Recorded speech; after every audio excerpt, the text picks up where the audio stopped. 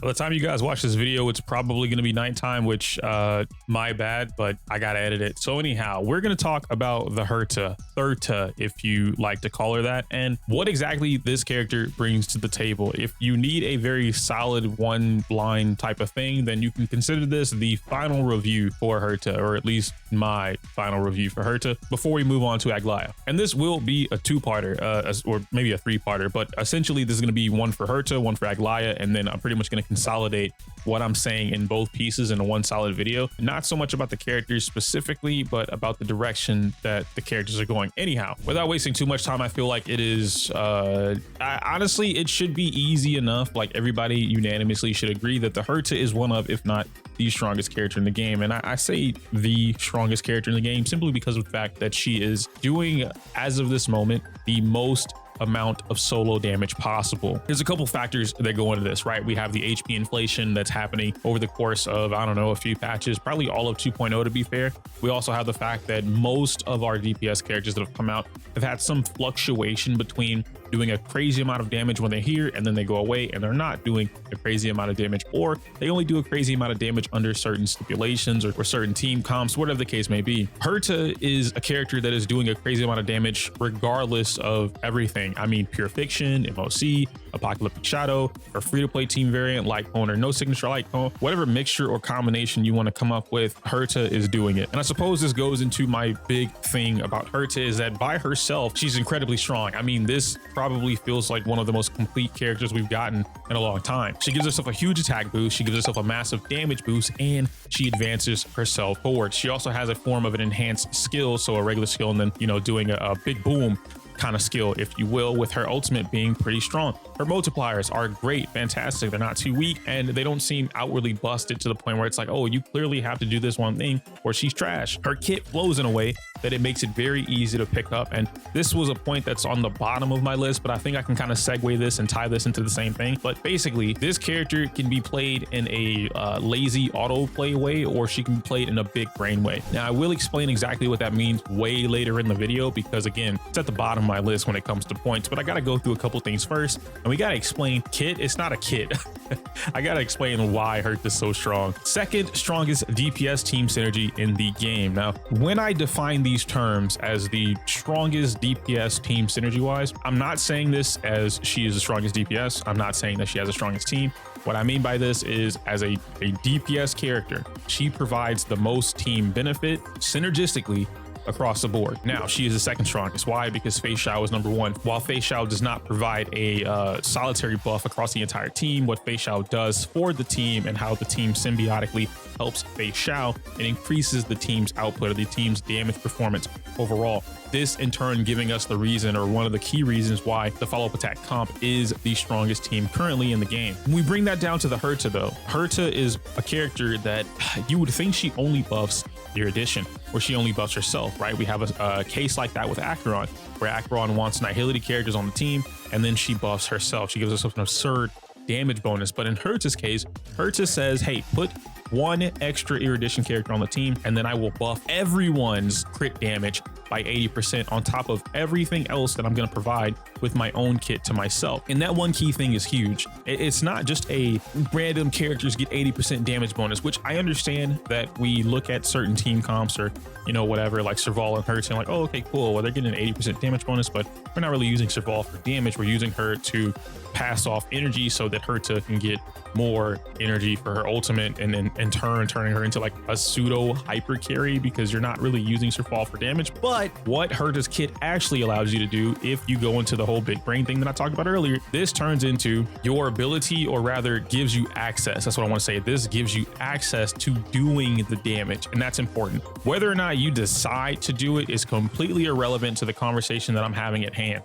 It gives you access, or the ability to do it, and that's huge, especially given the fact that not every team or DPS in the game gives anyone access to do anything besides themselves. In Herta's case, giving an almost 100% crit damage boost to the entire team gives you the ability to turn your healers into a pseudo DPS, or rather allows them to do more damage on top of whatever it is that their main primary function is supposed to be. We had a taste of this with Aventurine before, and I was one of the prominent figures in this, giving Aventurine a more DPS centric build, or a more DPS focused build alongside his shielding. 4K defense or 3800 defense, and then you give him imaginary damage rope, or my bad, or not a rope, with a crit damage body, due to the fact that he was giving himself a decent amount of crit rate to be able to essentially go over 50% crit rate. Now, the way you work this out is essentially you need a bunch of substats for it, and it's not the easiest thing to do. But now with Herta on the team, and I'm not saying run Aventurine with Herta, I'm just giving you guys a good example of this. Imagine if Herta's 80% crit damage, or if she had crit rate, were given to Aventurine, in turn allowing him to keep his defensive capabilities for the team, but also give him the access or the route to start doing damage. And this damage isn't anything crazy, right? Like, it's not like your Aventurine or your Lingsha is magically doing 500k every attack they do. No, but damage adds up. And when we're inside of a meta, or rather an era of Honkai Star Rail, where we have HP inflation and these enemies are creeping up to 7 million or 8 million HP for just the main boss, in the event you have an entire team where a multitude of your characters who would normally just do support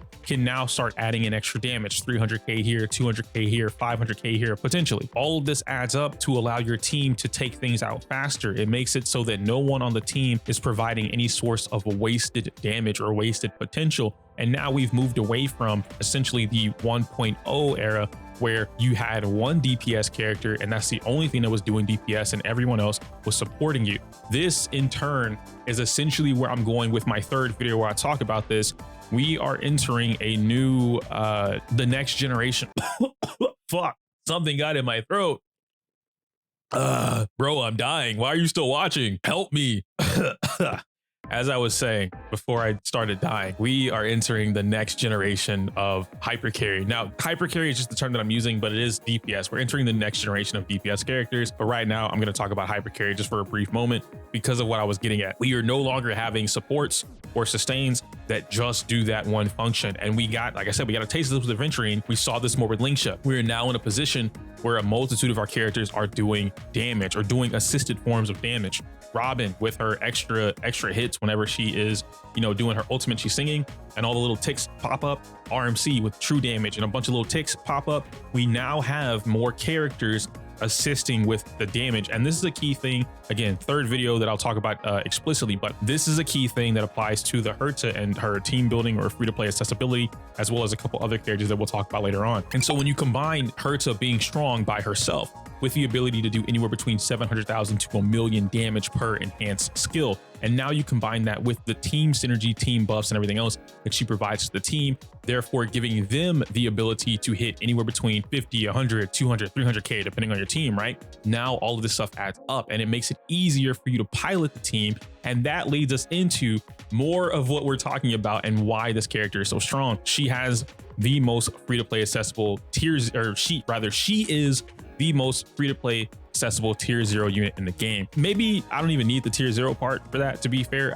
She's just the most free-to-play accessible. If you pick up the Herta before she goes away, hopefully I get this video out by then, you pick up the Herta, you're good to go. That's it. The Herta, maybe you get her light cone if you really want it or you can afford it, and then you pick up Serval because she's free. You have RMC because it's free. You have Gallagher, hopefully you got him for free, but if not, it's fine. It is what it is. Maybe you have Bailu. Bailu works out too. Natasha, but you kind of just get where I'm going at, right? The only other character in the game that has a free-to-play accessible roster such as this is Firefly, and to that degree, Firefly would be a what, 1 cost or a 2 cost team, where you need Firefly being the limited character, then Ruan May, and then after that you just use Gallagher and HMC and you're done, right? It's still one of the strongest teams in the game, or has the potential to be one of the strongest teams in the game. Herta is very similar, where now you have different forms of her team that are allowing you to get out this damage, and all the things that I'm kind of talking about are just bullet points here that I'm here. Nothing is as coherent in the line that I'm speaking on, but all of it matters. With her being the most free-to-play accessible in the teams, she also revitalizes the 1.0 units while still holding plenty of room for new dedicated units. And you might ask yourself, what do I mean by that? Serval and Herta, little Herta, baby Herta, right? Puppet Herta, they're both 1.0 characters. Himiko, you could use Himiko with Herta, 1.0 character. And we've been seeing Himiko climb up phenomenally over the course of 2.0 to even now, right? Going into 3.1. Even with Jade, which I don't remember if Jade came out during 2 or 1, like the end of 1. I'm pretty sure it was 2 point something, but right now we have Jade, right? And Jade is across the board seen as Herta's favorite Erudition unit or favorite partner, and that leads into its own different, hey, what do you do with Jade? Who's Jade giving her buff to? The contract here, the contract there. And this creates a different form of being able to play or pilot this team. And so now we get into the big brain plays and the lazy autoplay that I mentioned earlier. Herta has multiple high damage variety builds, and this ranges from using Sigonia as her planar ornaments, or Izumo, or even Rudolent for that matter, depending on what you have, but each one can serve a different purpose, or rather each one serves a different build purpose that can help you or break you in a way. And it's really not even breaking, to be fair. Like, you want 40% crit damage, or you want crit rate with the attack percent boost, or you want her enhanced skill or basic attack. It just depends on what you're aiming for and what has the better stats, but she has options. A lot of the DPS characters can't say that they have a multitude of high damaging options, right? Clearly one option is like so drastically different. You know, Izumo for one character might be a 112% whatever, right? Like the damage performance, boom, 112%. But then something else like Inert might be a 97% compared to the difference, right? Whatever the case may be, Herta doesn't have that problem. We get into her build, which I think this is probably one of the most fun things that I've even come across, is the fact that if you don't activate her traces, the speed traces in particular, I think you only activate one or you leave them both open, something like that. But if you don't use it, it opens the door for a completely new build that you cannot get otherwise. Now me, I activated mine because I didn't know this at the time, so I can never do this build, right? Or at least I can never maximize this build, but it's from the Poet set, which you would think, the Poet set, you don't really want that because quantum damage bonus, and you're getting rid of the 2-piece because it doesn't matter. But having the ability to gain a 30%, like a raw 30% crit rate when she's already going to advance herself forward. She has multiple partners, the Harmony units, that are going to advance themselves, or rather advance her forward as well, to the point where you're running attack boots on an optimal Herta build 99% of the time. And so yeah, her speed being low doesn't fucking matter, especially if you're adding Jade into the mix. Jade's going to give her the speed boost anyway. And now it turns into a situation where you have your 134 speed, you're still low enough to gain all the value from the Poet set, which is the crit rate. You can now rock a crit damage body piece depending on your substats. You can take advantage of whatever planar ornament set you want, and you maximize the damage that you're doing just from Herta alone, while she's still boosting everybody and giving them 80% crit damage bonus. This character is nutty, and we can't say that something like this exists for every other character DPS wise in the game. Of course there's a few, but to say that one single DPS character is providing all of this different variety and benefit to the entire team plus herself at the same time is asking for a lot. But I do feel like now that we're entering 3.0, especially with the whole like HP inflation or enemies kind of just being whacked, a lot of this stuff matters way more than it did before. Pairing that with the ability to have these variety builds that we talked about, now you get into lazy autoplay, which lazy autoplay does not mean like, oh, you're a lazy player. I mean, it does, but it's not a derogative. Like, I'm not using this in a derogatory term. I'm saying that if I want to click the auto button and I just click auto and I go and do whatever else I want, Herta is still going to perform. She's going to do great. A 1 turn cycle, maybe a 0 cycle, 2 cycle, whatever. I'm going to get the job done. I'm going to get my clear. I don't have to worry. I don't have to stress. Even with the free-to-play build, something is getting smoked. But in the event that I wanted to play big brain and I wanted to tinker with my kits or with my set, my builds, I want to tinker and speed tune with the rest of my team. I want to have action value, and I want to set it up so that I know exactly if I do 1-2 combo, I'm going to be able to advance myself forward 4 times in a row or 3 times in a row, depending on the team that I'm using. All of this stuff heavily benefits this character and the team, to the point where anybody, obviously your ability to do so, can get the 0 cycle. And in this context of the conversation, 0 cycle being like the highest reward you can get. Yeah, like this is the highest performance that you can achieve, is going to be the 0 cycle. And this is huge for any given player because it gives you something to look forward to while also rewarding you in the event that you're able to do that. Not only that, but this keeps her survivability, quote unquote, to power creep or whatever. It makes it really, really, really high. Why did I use so many reallys? Having a character that has a low skill floor but an insanely high ceiling allows players to get introduced to these mechanics or the concept of piloting different teams without hurting them or punishing them, while still giving them the benefit of making sure that this unit is going to be a unit that survives the test of time. Now, this could be a testament to the fact that she's an Emanator. Acheron is an Emanator and Acheron is still here. People keep saying she's falling off. Acheron's not falling off, bro.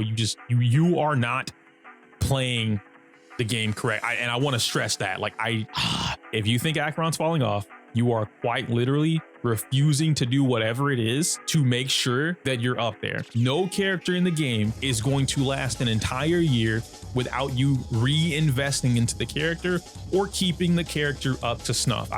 We have to put that out there in the ethos. I don't know why this is just being ignored. So many people are talking about characters falling off or not being good, but you're still like, you're playing with the launch version of the character. You haven't reinvested into it. You haven't changed your build. You haven't changed the team. You haven't done anything else. These are 7-month-old relics or gear loadouts that you're using, and you expect this character to continue to perform a year later with the same build. Change your but speaking of investment, vertical investment on the Herta makes her forking stupid. This character is insane. E1 is insane. E2 is ridiculous. E4 is useful. E6 is bonkers, out of its mind. And then obviously the S1 is ridiculous. You know what I mean? Like, vertically investing into this character leads you or rewards you with I don't know how many times can I say it, the highest chance of not dealing with power creep. I'm not super worried about it, which is probably why I don't think on it as much, but I know a lot of players are worried about it, and this would be given the ability to have that now. Before, hopefully you watch this video before she leaves the banner. If you were making that decision, and I'm trying to help you guys out with that decision, she's here. However, don't be off put by Aglaia. I will say that, like I know people are kind of like, oh yeah, Aglaia is bad, this whatever. I'm making the same type of video that I'm doing now, but for Aglaia, which is gonna have a lot of positives to it, so just stick forward to that or look forward to that. In the event you're trying to make that decision and you happen to watch this after, you're not shit out of luck. This part should have been paired up with the team part that I talked about, but the Herta works with almost every Harmony unit in the game. I think the only one that she doesn't work with is going to be HMC, and that says a lot for this character, because only certain characters work with every Harmony unit or most Harmony units in the game. And at that time, I believe going from the start of the game up until maybe 2.0, we really only had 2 that worked with every single Harmony unit in the game, those 2 being Zila and then Jing Liu. And even to a degree, Jing Liu had to struggle a little bit because sometimes, you know, like she didn't really want to play with like Yukong or Hanya, or you have to do a lot of tinkering with it. But as of right now, I think it's a little bit easier. Zila, on the other hand, works with every single Harmony unit in the game. She kind of just doesn't care who it is. She just does it, but it is what it is. And of course, I can't forget the fact that she stomps on every single mode in the game. MOC, Pure Fiction, Apocalyptic Shadow, some random mode they'll make 9 months from now, who knows? It doesn't really matter. The Hertz is gonna crush it. And depending on your team complexity, or rather your team output, she's gonna make it easier or harder for you to do that. But her by herself is just gonna smoke whatever it is in the game anyway. Like, I'm almost positive if you were to take a Herta and then like literally one other character in a Pure Fiction, she'd probably just smoke it anyway because of how she works, but maybe not, right? I don't know, dude. The energy on her is pretty ridiculous to the point where you maybe you do want a 3rd or 4th unit. But to wrap all this up, she is the future of Erudition units, in my opinion. Erudition DPS units, let me make that very clear. She's the future of Erudition DPS units. I feel like a character that wraps up everything about Erudition in terms of hitting multiple units at a time, buffing themselves and buffing the team. That part stands out to me the most, is the fact that not only does she give herself some insane self buffs, not only does she give herself the advanced 4 to help her own kit, but she also benefits the team in a way to where, like, hey, you guys want some crit damage? Awesome, here you go. Oh, I want an Erudition character? Awesome, I'm gonna boost them up too. So now it feels a lot less like Acheron in a way where like Acheron wants Nihility units, doesn't really care what the Nihility units are, and now you have to find Nihility units that benefit Acheron. But in this case, you're getting a more mutual benefit from Herta and the Erudition unit. Whereas I want to run a, I don't know, sub DPS Himiko, I'm able to do that and not stressing about whether or not Himiko has the crit damage, but instead I can now guarantee critical hits every single time because maybe I can put a lot of my stuff into crit rate or having a high attack stat. Well, the 80% crit damage from the Herta is going to make up for it. And because of the way the Herta's team comps work out, I don't need my second Erudition unit to do as much or more damage than my Herta. I need her or them to assist in whatever it is that I'm doing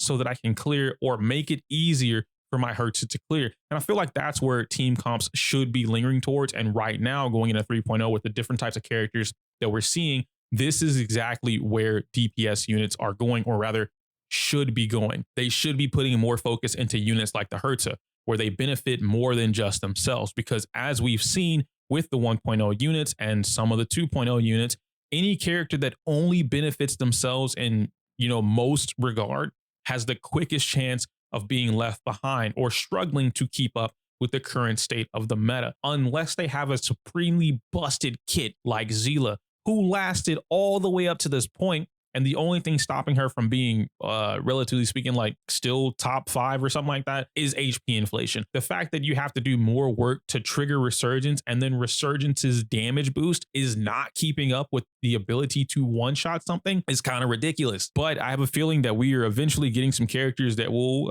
equate to Zila's high damage ceiling while still giving us the benefits of what I'm leaning into right now with the future of DPS units. To wrap up everything about the Herta in terms of like a final review, I do feel strongly about this character, and I feel like if you're new to the game, pull Herta. If you are a veteran to the game, pull Herta. If you skip Herta for whatever reason and you just don't like the character, that's fine too. You're not missing out. Like it's okay to not have like, oh man, she's the next strongest DPS character in the game. It doesn't really matter, but what she provides to your account without you needing to do a lot, very beneficial. In the event you do decide to do a lot, even more beneficial compared to the character requiring you to do a lot in order to get to that point, right? And so just for a brief comparison here, because by the time you watch this, Aglaia is right around the corner. The Herta has a low skill floor, right? All right, cool. That means it's easy barrier of entry. You can get in real easy, okay? Aglaia has a high skill floor, meaning that it requires you to do a lot more in order to get into the door, yeah? But they both have an insanely high damage ceiling. So one is just easier to access than the other. One just, hey man, let me walk in the door, right? I don't have to bring a lady into the club. I didn't have to bring any bottles to get into my friend's party, right? I just walk in. But the other one, you gotta have the president and all of security next to you in order to get through that door. And that just happens to be Aglaia. But you know, she rewards you in a way. It is what it is. Let me know your thoughts and opinions on all of this stuff that I just rambled about down below. I apologize if this wasn't coherent enough for a lot of people. I quite literally don't want to script anything anymore, like for a while. I think that's what's been slowing me down, is the fact that I have to type out instead of just rambling my thoughts out. But it is what it is. I can't say my usual outro because it's inappropriate for YouTube. Like the video, comment, subscribe. Smell you later.